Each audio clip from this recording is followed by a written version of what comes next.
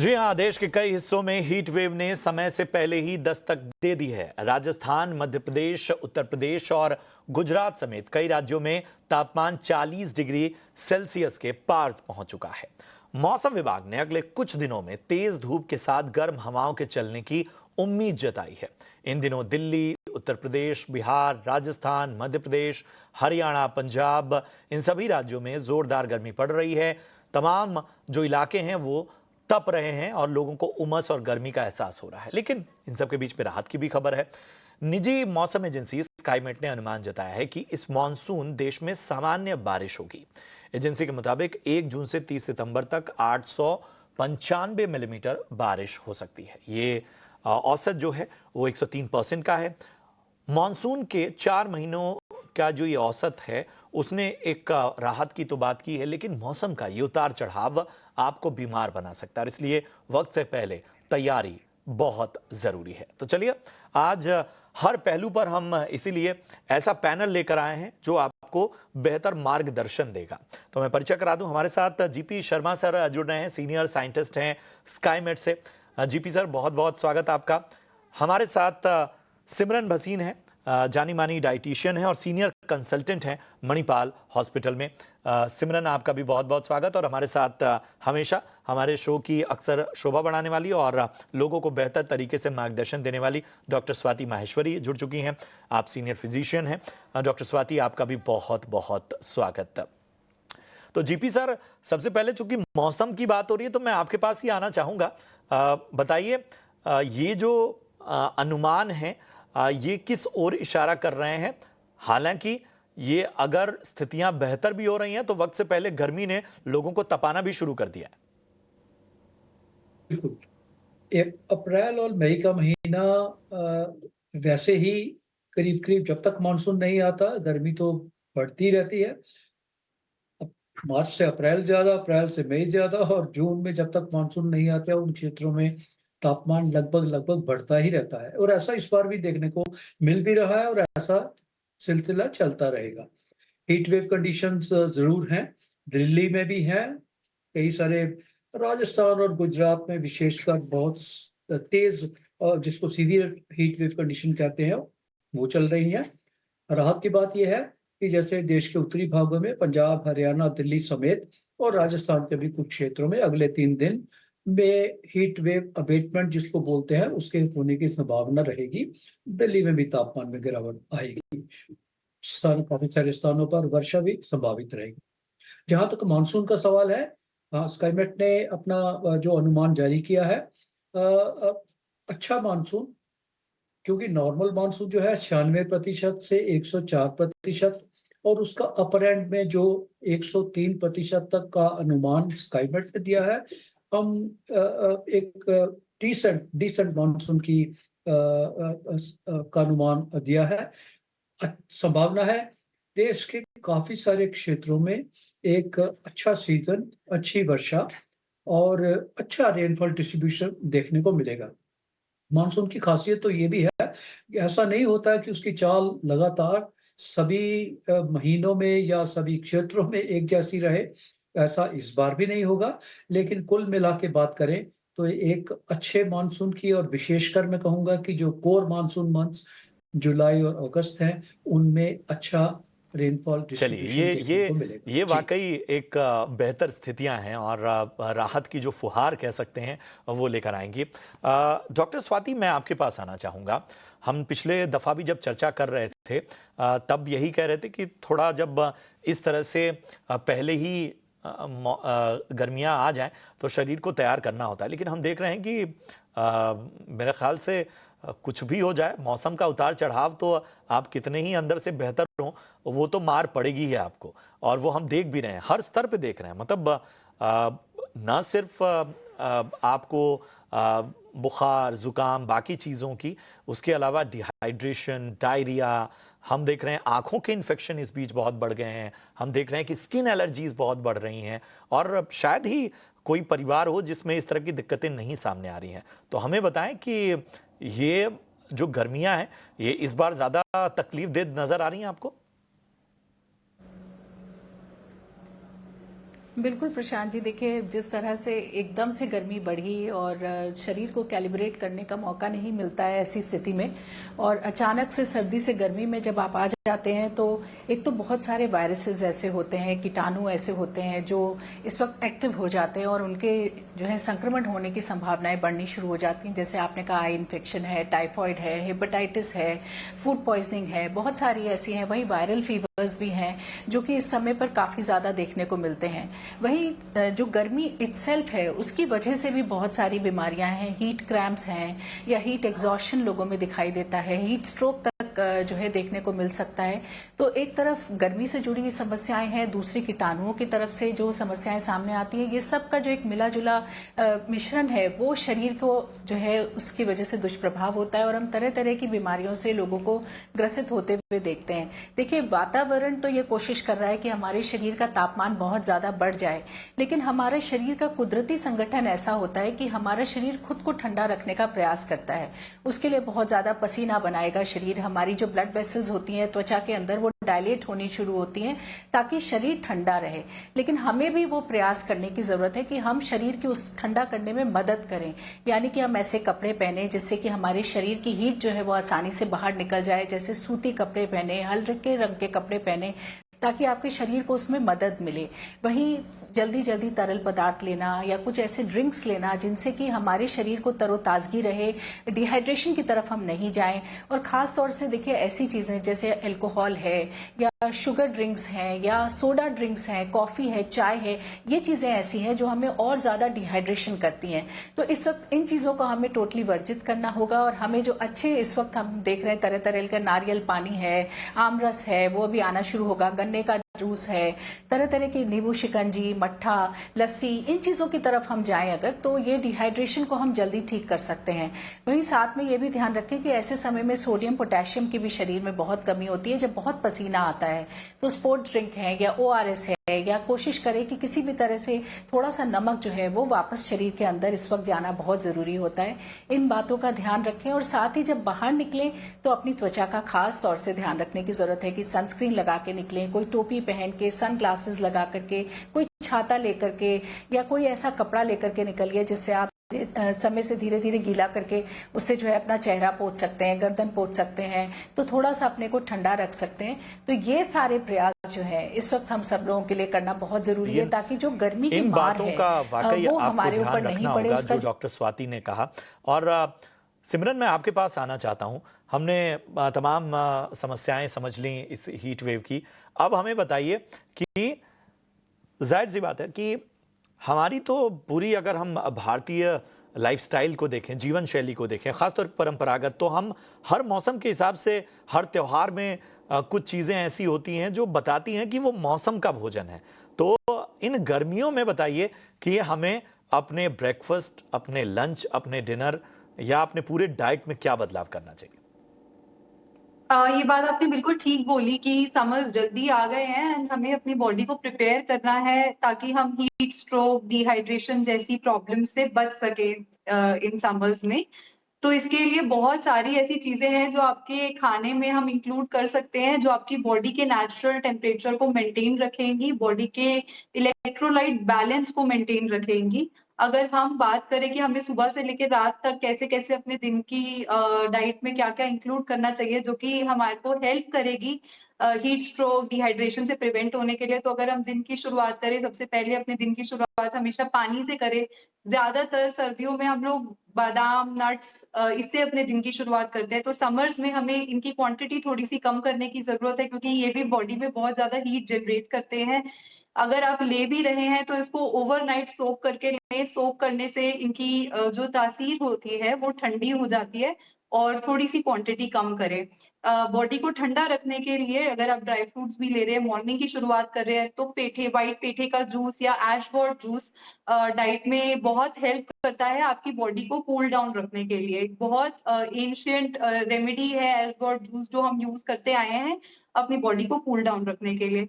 इसके अलावा अगर हम एंशिएंट चीज़ों की बात कर रहे हैं तो गोंद कतीरा सालों से हमारे घरों में यूज़ होता आ रहा है जो आपके शरीर को बहुत ठंडा रखता है। इसको आप नींबू पानी में नमक डाल के ले सकते हैं क्योंकि ये आपके इलेक्ट्रोलाइट इम्बैलेंस को होने से प्रिवेंट करेगा, जो कि अक्सर डिहाइड्रेशन की वजह से, डायरिया की वजह से देखा जाता है समर्स में। गोंद कतीरा, नींबू पानी, इन सब में इलेक्ट्रोलाइट्स प्रेजेंट होते हैं, सोडियम होता है, पोटेशियम होता है। जब हम नमक वाला नींबू पानी पीते हैं तो ये आपको लंबे समय तक हाइड्रेटेड भी रखते हैं। इसके अलावा अपना कोई भी मील आप कर रहे हैं वो हल्की रखिए, तब तक खाइए जब तक आपका पेट 80% फुल नहीं हो जाता। अगर आप ओवर ईटिंग करोगे या बहुत ज्यादा रिच या हैवी मील्स लोगे तो वो और ज्यादा आपकी बॉडी में हीट जनरेट करेगी। तो मील्स को लाइट करें, वाटर बेस्ड मील्स अपनी डाइट में ज्यादातर इंक्लूड करें। दाल, पतली तरी वाली सब्जियां, या हम इंक्लूड कर सकते हैं ज्यादातर सूप्स इंक्लूड कर सकते हैं, क्योंकि अभी ट्रांजिशन फेज है मौसम का एंड बीमारियां होने का बहुत ज्यादा खतरा रहता है। तो ये आपको बीमारियों से भी प्रिवेंट करेगा। फ्रूट स्मूदीज हम अपनी डाइट में इंक्लूड कर सकते हैं रादर देन फ्रूट जूसेस, क्योंकि जूसेस आपके लिए एकदम से शुगर बढ़ाते हैं, डायबिटीज पेशेंट्स के लिए नहीं रिकमेंड होते। तो फ्रूट स्मूदी हम इंक्लूड कर सकते हैं जिसमें आपको फाइबर को छानना नहीं होता, ये भी आपकी बॉडी को कूल रखने में बहुत हेल्प करता है। इसके अलावा जैसे हमने डिस्कस करा नारियल पानी में पोटेशियम होता है, ना कि सिर्फ हाइड्रेशन के लिए ये बहुत अच्छा है, आप क्योंकि इसमें पोटेशियम है, आपको लंबे समय तक हाइड्रेटेड रखता है। प्लस हाई ब्लड प्रेशर जिनको है उनके लिए भी बहुत अच्छा है समर्स में नारियल पानी पीना।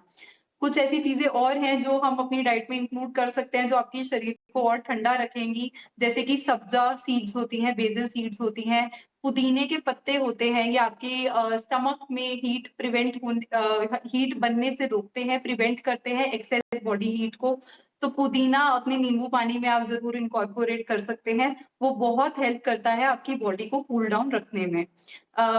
जैसे जैसे आपके दिन की आगे बढ़त होती जाती है, हम breakfast, lunch, dinner 3 major meals तो लेते हैं, लेकिन मैं बहुत ज्यादा अर्ज करती हूँ कि अपने इन मेजर मील्स के बीच में छोटे छोटे कुछ मील्स जरूर इनकॉर्पोरेट करें, एंड उन छोटे छोटे मील्स में हम water rich fruits and vegetables incorporate कर सकते हैं, जैसे कि खरबूजे हो गए, मेलन हो गया, वाटरमेलन हो गया, क्यूक्यूम्बर्स हो गए, रेडिश हो गई। ये सारी चीजें वाटर रिच होती हैं एंड आपकी बॉडी को बहुत लंबे टाइम तक हाइड्रेटेड रखती हैं।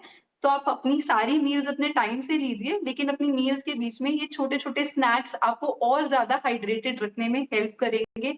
8 to 10 ग्लासेस ऑफ वाटर अपने एट दर्शकों से लीस्ट आप कहूंगा कि दिन ये में सारी पीजिए चीजें इन सब चीजों के साथ। आपको अगर ऐसा लग रहा है कि अरे सिमरन ने जो चीजें बताई हैं वो मिस ना हो जाए, तो यहाँ इस एक्सपर्ट पैनल में जितनी चीजें बताई जा रही हैं ये पूरा जो हिस्सा है वो यूट्यूब पर हमारे डिजिटल वर्ल्ड पे हम इसको पोस्ट करेंगे, तो आप रिविजिट कर सकते हैं। लेकिन गौर से ये शो देखते रहिए। जीपी सर, मैं आपके पास आना चाहूँगा। इस बार क्या लग रहा है, मतलब ये जो गर्मियां हैं ये कब तक ज़्यादा परेशान करेंगी, या कौन सा ऐसा दौर है जो ज़्यादा तकलीफ दे रहेगा? देखिए, शुरुआत तो मार्च में ही हो गई थी, जो हमारे पश्चिमी क्षेत्र हैं उसमें, और पूर्वी, जिसमें कि पश्चिम में गुजरात और राजस्थान थे, और पूर्व में उड़ीसा जैसे क्षेत्रों में तापमान लगभग 40 डिग्री उन दिनों में ही पहुंच गया था। लेकिन अप्रैल के महीने में, जैसे मैंने कहा, अब तो लगभग देश के बहुत सारे भागों में, भीतरी भागों में तापमान 40 फ्रीक्वेंटली देखने को मिलेगा, 40 से ज्यादा। और जो पश्चिमी राजस्थान जिसका जिक्र भी कर रहे हैं, 45 डिग्री से ज्यादा तापमान है वहां पे आज लगातार तीसरे चौथे दिन। गुजरात के बहुत सारे क्षेत्र हैं जिसमें तापमान 43 डिग्री से ज्यादा है लगातार तीसरे दिन। तो ये ऐसी स्थिति अब बनी रहेगी अप्रैल के महीने में, और मई का महीना तो इससे भी ज्यादा और गर्म देखने को मिलेगा। बीच में राहत तो जरूर मिलेगी, जैसे मैंने अभी कहा कि अगले 3 दिन जैसे उत्तर भारत में पंजाब, हरियाणा, दिल्ली समेत पश्चिमी उत्तर प्रदेश और उसके बाद नॉर्थ राजस्थान में भी धूल भरी आंधी या थोड़े वर्षा और थंडरस्टॉर्म ऐसी एक्टिविटी रहेगी, जिससे थोड़ी राहत जरूर मिलेगी। लेकिन उसके साथ ही एक बार फिर, जैसे ही वो दौर खत्म होगा 3-4 दिन बाद, उसके बाद फिर से दोबारा गर्मी बढ़नी शुरू हो जाएगी। कोस्टल स्टेशन जो है उसमें स्थिति ज्यादा नाजुक है, विशेषकर मैं कहूंगा कोंकण रीजन, जिसमें मुंबई भी आता है, क्योंकि वहां तापमान चाहे 40 डिग्री नहीं पहुंचे, 36-37 डिग्री के तापमान और हाई ह्यूमिडिटी, उसका जो फील लाइक फैक्टर है वो जो गर्म हवा नॉर्थ में होती है उससे भी ज्यादा हानिकारक भी है, और उससे ज्यादा थोड़ा सीवियर भी है। मुंबई में हमने देखा हीट वेव काफ़ी मार्च के महीने में भी 37 डिग्री तापमान पहुँच गया था, 37-38 डिग्री तापमान। और इसी तरह अब भी अगले कुछ दिनों के लिए ऐसा अलर्ट हम देना चाहेंगे कि कोंकण का क्षेत्र जो मुंबई का एरिया है, उसमें 36-37 डिग्री का तापमान आप एक्सपेक्ट कर सकते हैं, जिसके कारण वहाँ भी हीट वेव जैसी स्थिति बन सकती है। और देश के जो मध्यवर्ती भाग हैं, जिसमें कि ज़्यादातर मध्य प्रदेश, महाराष्ट्र के काफ़ी क्षेत्र, उत्तरी कर्नाटका, तेलंगाना, आंध्र प्रदेश के भीतरी भाग, इन सभी क्षेत्रों में अप्रैल के महीने सवाल में के और साथ उसके आऊंगा बाद जीपी सर, मई मैं के इस महीने में। सवाल के साथ आऊंगा। जो आप कह रहे थे कि बहुत से ऐसे इलाके हैं जहां इस तरह की गर्मी पड़ती नहीं थी, वहां भी अब इफेक्ट हो रहा है। आखिर इसकी वजह भी मैं आपसे जरा समझूंगा और इसके साथ ही ये भी समझने की कोशिश करूंगा कि हमारे जो एग्रीकल्चर क्षेत्र हैं उन पर इस तरह के बदलावों का क्या असर होता है। डॉक्टर स्वाति, मैं आपके पास आना चाहूंगा। मैं सीधा काम की बात करता हूं। क्या इस दौर में हमें थोड़ा प्रिकॉशन लेते हुए कुछ टेस्ट्स वगैरह जो बेसिक होते हैं उन्हें करा लेने चाहिए? अगर हाँ, तो वो कौन कौन से ऐसे टेस्ट हैं जिन्हें खास तौर पे जिस तरह की दिक्कतें आती हैं इस तरह के हीट वेव में या इस तरह की अप्रत्याशित गर्मी में, वहां पर उन टेस्ट को करने की आप सलाह देंगे? देखिए, टेस्ट अमूमन तौर पे प्रशांत जी सभी को कराने ही चाहिए, साल में एक बार जरूर कराने चाहिए, क्योंकि बहुत सारी न्यूट्रिशनल डेफिशिएंसीज वगैरह भी होती हैं जो कि हम करेक्ट कर सकते हैं बहुत आसानी से, और उससे आपका इम्यूनिटी लेवल बढ़ता है। अगर वो डेफिशिएंसीज रहेंगी तो आपका इम्यूनिटी लेवल डाउन रहेगा और कोई भी मौसम हो आप बार बार बीमार पड़ेंगे। दूसरी चीज देखिए, खास तौर से जो हार्ट के पेशेंट्स हैं, ब्लड प्रेशर जिनको रहता है, या और लंबे समय से अगर जो है दवाइयों के ऊपर हैं, ऐसे लोगों को जरूर अपने इलेक्ट्रोलाइट्स जो हैं ऐसे वक्त पर चेक कराने चाहिए कि सोडियम पोटेशियम वगैरह का क्या लेवल है, ये जानना बहुत अच्छा रहता है। वहीं साथ ही में एक सीबीसी कराना चाहिए कि आपका हीमोग्लोबिन लेवल जो है वो भी कैसा रहता है, बहुत ज्यादा ब्लड थिकनिंग तो नहीं हो रही है। ये सब चीजें हमें इन टेस्ट से पता चल जाती हैं। साथ ही जैसे जो ब्लड प्रेशर के मरीज हैं या हार्ट के पेशेंट्स हैं, उनको जो दवाइयां चल रही होती हैं उनमें भी कई बार हमें समर में फेरबदल करने की जरूरत पड़ती है। तो ऐसी स्थिति में आप अपने डॉक्टर से बात कर सकते हैं और अगर उनमें कुछ चेंजेस करने की जरूरत है तो वो आपको सजेस्ट करेंगे कि ये चेंजेस आपको कराने चाहिए। वहीं देखिए, इस बात का भी ध्यान रखिए कि बहुत सारे लोग ये सोचते हैं कि हम तो एसी में बैठे हैं या हमें ज्यादा धूप में बाहर निकलना नहीं पड़ रहा है तो हमें ये सब चीजें कराने की जरूरत नहीं है, या हम हाइड्रेशन का ध्यान हमें उतना रखने की जरूरत नहीं है। तो ऐसे लोगों को मैं जरूर ये बोलना चाहूंगी कि गर्मी में आपको हाइड्रेशन अपना स्टेप अप करना ही होगा। आप ये नहीं सोचिए कि हम एसी में बैठे हैं या बहुत ज्यादा धूप में नहीं है तो वाटर लॉस नहीं हो रहा है, या पसीना बहुत नहीं आ रहा है तो वाटर लॉस नहीं हो रहा है। इनसेंसिबल वाटर लॉस काफी होता है, इसलिए गर्मियों में सभी को अपना हाइड्रेशन लेवल जो है अप करने की जरूरत है। और जैसे ही पानी की शरीर में केवल अगर 1% भी कमी होनी शुरू होती है तो आप देखेंगे सर दर्द होना, थकान महसूस होना, फोकस ठीक से नहीं कर पाना, बच्चे कैलकुलेशंस ठीक से नहीं कर पाते हैं, आप डिसीजन ठीक से नहीं ले पाएंगे।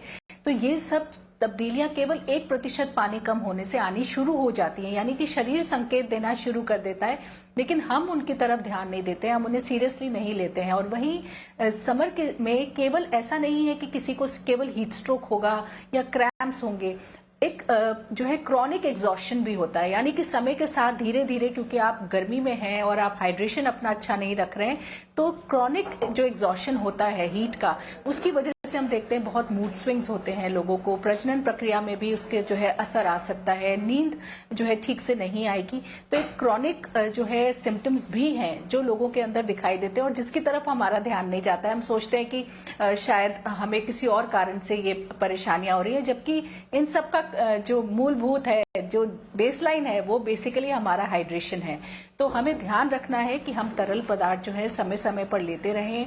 जो मौसम के फल सब्जी हैं उनका हम ज्यादा से ज्यादा सेवन करें, क्योंकि उनमें जो है इस वक्त वाटर कंटेंट काफी अच्छा होता है। और साथ ही हम ये भी ध्यान रखें कि हम ऐसे वक्त पर बाहर निकले जब बहुत ज्यादा धूप नहीं हो, खास तौर से बच्चे हैं, बड़े बुजुर्ग हैं, गर्भवती महिलाएं हैं, जरूरत ना ये हो वो वर्ग है तो जो अगर घर से बहुत तेज बाहर धूप है, निकलने अगर से आप उसमें बाहर निकल रहे ये हैं सबसे तो अहम बात जो निकलकर सामने आ रही है। मेरे पास समय कम है, बारी बारी से जरा मैं सिमरन और खासतौर पे जीपी सर आपके पास आऊंगा। सिमरन, हमें बताइए कि आम तौर पर, मतलब जैसे डॉक्टर स्वाति कह रही हैं कि जो बाहर निकल रहे हैं वो ज़्यादा इफेक्टेड हैं, लेकिन घर में भी महिलाएं हैं। मैं महिलाओं का जिक्र इसलिए कर रहा हूँ क्योंकि महिलाओं का एक बहुत बड़ा हिस्सा किचन में भी गुजरता है, और किचन में कुकिंग करना, बाकी चीज़ें, वो भी एक अलग स्तर पे उनको डिहाइड्रेट करता है, अलग स्तर पे उनको एग्जॉस्ट करता है। बताएं कि ये नज़रिया मान लेना कि घर में हैं तो ठीक है, घर में हैं अगर आप तो भी आपको आखिर, और ख़ासतौर पे महिलाओं को आप क्या सलाह देंगे?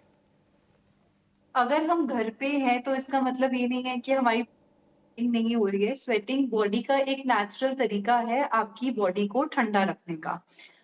लेकिन जब स्वेटिंग होती है तो बॉडी से इलेक्ट्रोलाइट, सोडियम, पोटेशियम, मिनरल्स भी निकलते हैं।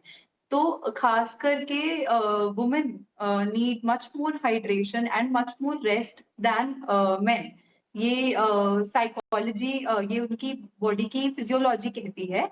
तो हाइड्रेशन का ध्यान वुमेन को रखना भी बहुत ज्यादा जरूरी है, क्योंकि हमने सिर्फ फिजिकल वर्क नहीं करना, हमें फिजिकल वर्क तो करना ही करना है, प्लस उसके साथ हमारी बॉडी में इतने हॉर्मोन्स हैं एंड इतने बॉडी प्रोसेसेस हैं जो हम डेली अपने रूटीन में गो थ्रू करते हैं। तो ये नेचुरल चीजें ऐसी हैं कि आपको ज्यादा डिहाइड्रेट एक वुमेन को करती हैं, and specially working in kitchen sweating बहुत ज्यादा होती है।